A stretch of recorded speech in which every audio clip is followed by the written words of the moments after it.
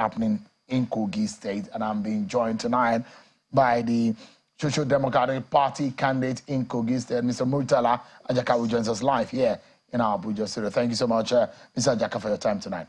Thank you very much, Mr. Shell. Elections are just a month ago. Yeah. Are you ready? Very much ready. Why this kind of violence that we're seeing? What is going on? And this seems to be, the back and forth seems to be between your party, your supporters, and that of the APC. What is going on? Anyway, you see crisis is always state-sponsored. What we're seeing? There is no crisis in Kogi Because State. the APC said you are the one behind all of this. How? The state government is the problem. How? They are the ones sponsoring all these attacks. Is this attack, the supporters that was affected, the person killed, who is this person? Is he an NSTB supporter or an APC supporter? I don't know who she is, but the attack was caused by the state government through the council chairman. Approval was duly sought from the DPO, the director, the DSS people, and the civil defense people. We are giving more than 5 days notice for the rally. So it is the impunity of the state government that is causing all this crisis in the state. But they're pointing accusing fingers against you. Severally, you have been invited by the authorities. The police have invited you. You have turned down those invitations. No. And that you are a violent man. They say they know you very well because you were one of them. And the APC have accused you severally that you are a violent man. How do you respond to those kind of accusations? I'm a violent man. Mr. Sean, I think you should withdraw that word. That's the allegation coming from your opponent. That is what they're saying. They said the authorities have invited, the police have given out invitations to you. Have you honored those invitations? For you to call somebody a violent man, I don't have a history of violence. I have never had any police case in my life. How do you describe me as a violent person? That's what your opposition are saying. What do you tell them? How do you defend yourself? Because you have a case with the people of Kogi State, because they are the ones that you are seeking their vote. How do you convince them that you are a man of peace? Mr. Sean, the problem of the state is the state governor. How? The governor is the one orchestrating all these crises in the state. How? He's arming thugs. How? You have evidence? You know better, of course. You can see what happened about 4 days ago. The thugs are fighting themselves. They are killing themselves. The videos are on the internet. He's arming these boys with AK-47 and pop-action rifles across the state, especially in the eastern part of the state. Why do you think this is happening? That is of course, we have evidence. In what form? One of his thugs was killed by another thug of his in the Kenya local government. As I'm talking to you now, there are about 4 thugs that are in the custody of the Nigerian military. And they're trying every way to take them out of that place now. You can confirm. Your reporter is in Lokoja there. Have you been able to honor the invitation of the police? What kind of invitation, please? They said they have extended invitation to you based on the past events. No, Mr. Sean, when you ask this kind of question, it appears you are taking side. I'm asking you a question as a journalist. It's not a question. Are you uncomfortable with my question? No, because how? Inviting me for what? Has the police invited you? No. But the police have put what out there that they invited you and you have turned out? What? So they've not extended invitation to you? No, police have not invited me for anything. So what would you say fundamentally? Mr. Sean, because Mr. Sean, excuse me. You know, several times my campaign office has been attacked. We have made series of reports to the police. Up to now, no action taken. Several times people have been attacked, especially in the east. There's no action taken. Are you suggesting compromise? Of course, the governor is the problem of the state. Governor Bello is the problem of Kogi State. But it's not going to be on the ballot this time around. Why do you think that is why? Have you seen the candidate? He's nowhere to be found. The only person is here around, boasting around, is the state governor. He's trying to create fear. And I've forgotten that in less than 4 months now, he'll be out of that place. And there are governors before him, and there shall be governor after him. Why do you think that there seems to be some attack on you? Why? Of course, if you are in the state, you know that I'm the most popular candidate in the state. That by the grace of God, the people are with me. By November 11, if you go by the indices there, I'm going to win the election. That's why he's after me. He knows his candidate is not popular. His candidate is part of the problem. The man behind the percentage salary is his candidate. The civil servant in the state are against his candidate. Virtually everybody who is somebody in the state is against the candidate. He is the one promoting this candidate because, of course, of the deal they have. What deal? So they know. Are you privy to that kind of deal? At the appropriate time, we'll let the world know. Is it about the monies of the state, or what deal exactly? What is this about? Of course. And I'm asking you because I know you're a former member of the He's putting this guy forward because Bello want to contest the 2027 presidential election. Really? Yeah. And you're privy to that? Just take it to the bank. He did contest 2023. So you think that that is his main agenda? Of course, that's his agenda. Okay. Let me ask you about this issue of qualification is now a topical matter that, based on what we have seen in the past. How qualified do you think you are for this race? I'm more than qualified. Academically, are you qualified? I say I'm more than qualified. I'm qualified to run. What academic qualification are you putting forward? As far as the constitution required. The school cert? Of course. That is the minimum? That's the minimum. Or do you have more than that? Of course. Can you tell us more about that? No, Mr. Sean, I said I've submitted what the constitution says, and I leave it at that. No, so I'm asking because this conversation is about the people of the state. We're talking to candidates. I have the mental temperament to rule the state, and that's why I'm aspiring. I spoke with a colleague of yours, Mr. Abejide, and I spoke with him, and he was talking about his, we put to test his academic qualification, and that's what we're trying to do, to test also whether or not academically you have the soundness of mind to be able to run Kogi State. I've answered you, I do.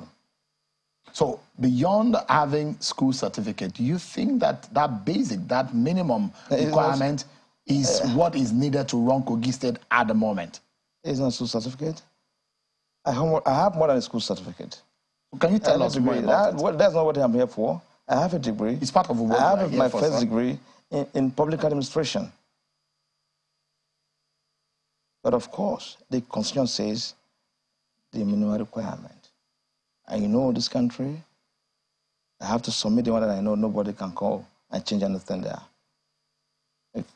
You can see what they are trying to do to my deputy now. The state government, in collaboration with the security agencies in the state, I've taken my deputy to court. That his work is forged. Only for us to write work now to confirm the authenticity of his result. So this guy, there's nothing they cannot do. In 2019, they questioned the credentials of the MPDP candidate. So I know them, so we know ourselves. So you want to be secured, you want to be safe. You are playing safe, that's why you do not want to release the rest of your... Of course, I have to play safe because they can manipulate anything against you, especially with the Bello there as the governor of the state. Education-wise and the level of knowledge that you have in the state, that you have, do you think it's enough to deal with, you are mentally prepared for the job, the task? Because we're going into your manifesto in a moment. I've answered you that I have the temperament to run the state, both in content and in character. What about the academic and the knowledge base? That's why I said. Intellectual capacity. I've been around for the past 20 years to understand what governance is all about. And I'm in this race because I believe I have the competence to govern the state. So tell us more about your competence. If you were to hire someone as a CEO, you will want to know whether or not the person can run the company in which you are hiring them for. The Kogi State people will want to know whether or not tonight you are able to do the job, the number one job in Kogi State, being the governor. In Kogi State today, the problem in the state is multidimensional. And I believe very strongly I have what it takes to provide a solution to their problem. And I know. So tell us what you know about Kogi State. What are the basic, if you are to list three major problems, because if you are going there, you're going there to solve problems. Yeah. But you must have done your homework to know the problems you're going there to solve. Give us an idea of three, for example, of the problems of Kogi State. Today, in Kogi State, virtually all the infrastructure in the state is in a bad shape. Today, the civil servant, especially in the local council, are being paid percentage salary. The civil servant, the one in the state government, they are only being paid salary. Other entitlements are not being paid. You can confirm from them. Virtually everything that has to do with governance in the state is in a bad shape in the past 7 years. And that is what we want to come and correct. And the people know that I have the competence and the character to correct these things. That is why I'm in the race. You talk about infrastructure. Infrastructure. Workers' welfare. Welfare. And what's the third thing? I was asking for three. You know, when I say infrastructure, it entails everything. For instance, now, the educational sector, the health sector, that's everything that has to do with governance in the state. What would you do differently? For example, in terms of infrastructure, what are your plans? Let me give you one example. In the course of my traversing the state, I went to this western part of the state. The road linking Kaba to Egbe, that's less than 100 kilometers, is in a bad shape. And this road is connecting about 5 local governments. Now, the state government claims that that road is a federal road. And this road is an economic road. By the grace of God, if I have the opportunity and I vote and become the governor of the state, that is going to be a priority. We will do it. How long will it take you to fix that kind of road? In less than 12 months, we'll get it done. Because like I've said in everywhere where I've been, I'm going to set up Kogi Construction Corporation. What would that be doing? Direct labor. To get these roads done. There are a lot of economic roads in the state. Even within the local metropolis. So a lot is wrong in the state. All right. If you become governor of Kogi State, if you're elected governor of Kogi State, in terms of the economy of that state, what plans do you have? Thank you. You see, Kogi State, as you know, is a civil servant state. And is it a civil servant state? It is. What makes it a civil servant state? We don't have any industry there, apart from Bajana things. So what we tend to do, I believe in free enterprise. We tend to open up the state. How do you do that? To come in and invest. How do you do that? But before investors can come into the state, we must get the infrastructures right first. So within the first 6 months of you getting to office, how much of that can you do to tell investors that Kogi State is ready for investment? Good. Investors follow where they see opportunities. And what are these opportunities? Like I was talking about the Kaba-Egbe Road. It's a major highway in the state. The road from Lokoja, Ajakuta, Ayangba, up to Ampa, leading to the east, is a major road. Though it's a federal road, but it is equally in a bad shape. So by the grace of God, with the support of our people, once we get the mandate, some of these infrastructures that are in bad state, we are going to start work on them immediately. That's why I said we are going to set up Kogi Construction Corporation, because the state don't have enough money to award these contracts. But we have the manpower with few experts to get some of these things done. Secondly, you see, Kogi people are enterprising people. We tend to support every businessman that is locally based. Every business entails capital. If you go to the state capital and nothing is working,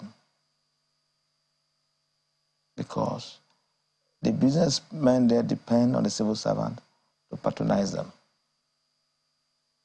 The only state-owned hotel we have there, the Confluence Hotel, has been sold out. So God knows who.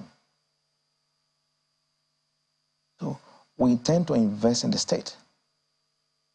Will you be borrowing to do this?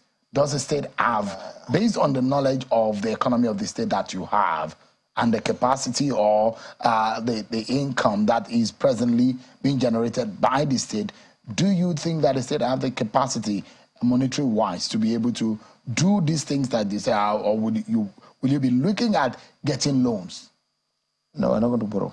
At all? Yes, because based on the data we have now, the IGR of the state is between 2 billion to 2 point something billion. Every month? Every month.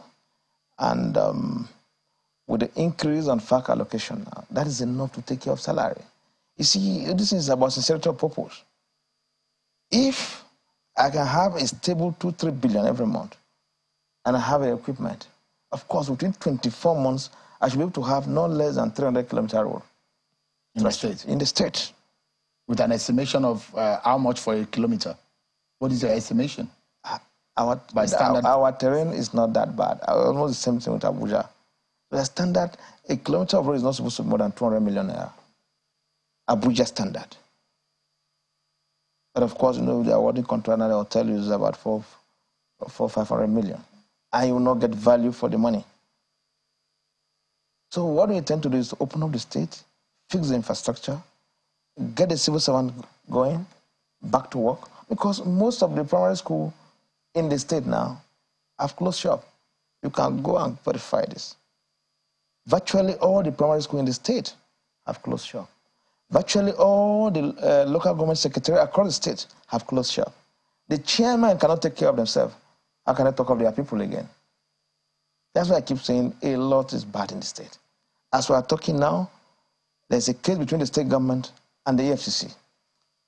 Part of the Bello fund finds its way to the Sterling Bank. EFCC have confiscated that money now. The money is in CBN. By the grace of God, when we get this mandate, of course, we will reflate the economy of the state with that 20 billion. Because it's the entitlement. How are we going to do that?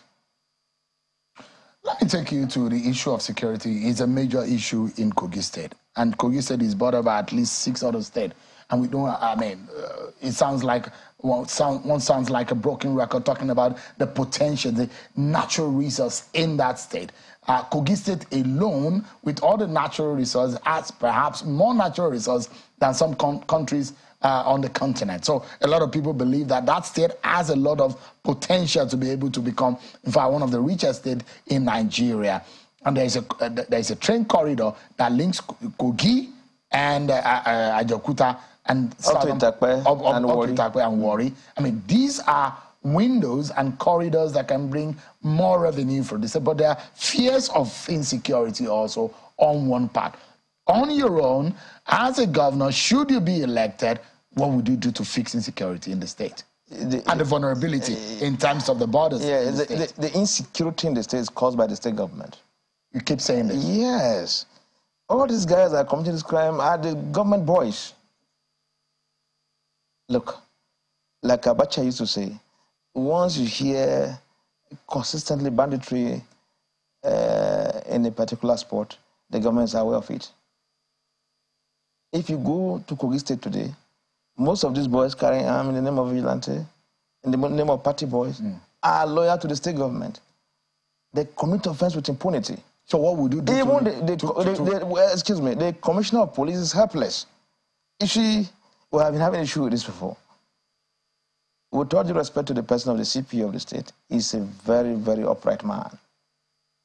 The CP. But of course, the governor is manipulating a lot of things, causing insecurity in the state because of election, because he wants to enthrone his brother at all cost. What would you do to fix insecurity in the state? Because if you say all of these are tied to elections will come and it will go. If you have been given the opportunity to lead the state, what would you do differently? If you are not a friend to a criminal, the criminal will not come close to you. By the grace of God, if we get the mandate of our people, of course, the criminals will give way. But why are there some agitations against you? For example, the Coalition for Credible Elections in Nigeria, the Kogi State Young Professionals, and concerned civic organizations staged a peaceful walk in Abuja demanding that the IGP declare a governorship you, Mr. Muritala Ajaka, wanted for ignoring police invitations and undermining security efforts in the state. Ignoring? Am I above the law? These are in the news. Of course, you see, these are sponsored people. They are all sponsored by the state government. Like I told you earlier, I've never been involved in any police case. What about the case? I've never been involved in any street fight. In that work, they were also demanding justice for Khadija Yaya, a female APC supporter who they say was allegedly killed by STP supporters. Like I said, they attacked me. And we have written to the police, we have written to the DSS to investigate. Those behind the attack are, well, the videos are there. Mr. Sheon, are you telling me you've not seen the video of the attack in Kotonkarfe? Those are some of the videos that we saw. And what is your own response on what really happened in Kotonkarfe? That's what I'm telling you. It's unfortunate that the state government have chosen this route just because they want to enthrone his brother as his successor. But the people of the state are saying no, and they are trying to coerce them into supporting them. But the people are just waiting for them, waiting for November 11 to come to answer them. Some traditional rulers are speaking out and saying that they will not go with you.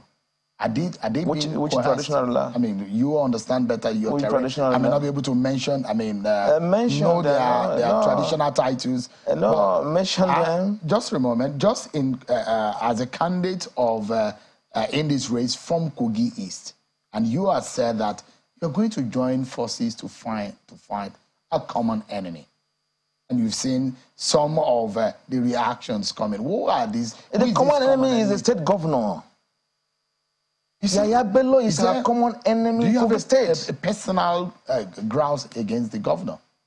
You seem to have mentioned his name more than He's a problem of the state. He's not on the ballot.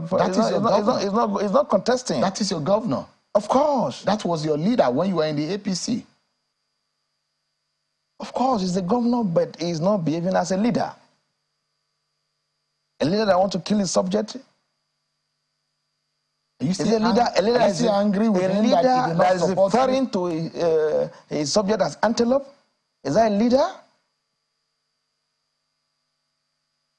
Are you worried about the caliber and the profile of people like Dino Melaye, Leke Abejide in this race? You don't seem to reckon with Ododo, the APC candidate. Are you worried that those who say that these are even more prominent than yours and have been tested in the polls? Let me put this straight. I have nothing personal against Bello. I have nothing personal against Ododo. I don't. What I'm against is their style of governance, trying to force, to cajole everyone into submission. That is what we're against in the state. The Kogi state is for all of us. In 2019, they attacked Natasha. In 2019, they attacked Dino. How come this is everybody in Nigeria know that this is their trade? Do you feel that you have a level playing field in this election? I have absolute confidence in INEC and the federal security. Whatever they are doing, the people are going to vote. And we told them, when you vote, remain at the polling booth. Don't move away. The federal government, under the leadership of Asiwaju Bola Tinubu, is going to protect everybody. So that people are going to vote, and they'll vote against them. Do you have your loyalty with President Tinubu? Oh, 100% loyalty to him.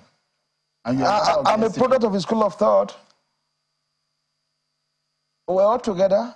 You know how I left APC? The governor came with an order from the State High Court, a day to the primary, disqualifying me, a serving member of the National Working Committee of the party, using the State High Court, that I have ceased to be a member of the party, and by so doing, I cannot participate in the party primary. All right. Shall we know all this is better? We need to leave it at that. Muritala Ajaka, SDP governorship candidate, wish you the very best. And I'm hoping that in the coming days, of course, Mr. Ododo, whom you have put up to challenge tonight. Please invite him here. I have nothing personal against Ododo. I'm open to debate. Let him come. Let's debate. Let the people choose who they want. Right. It is not for the governor to determine for the state who shall be his successor. All right. Debate it is. It will happen. It's in the works. You will see it right here on China's television. Kogi governorship debate. Thank you so much indeed, Mr. Muritala Ajaka.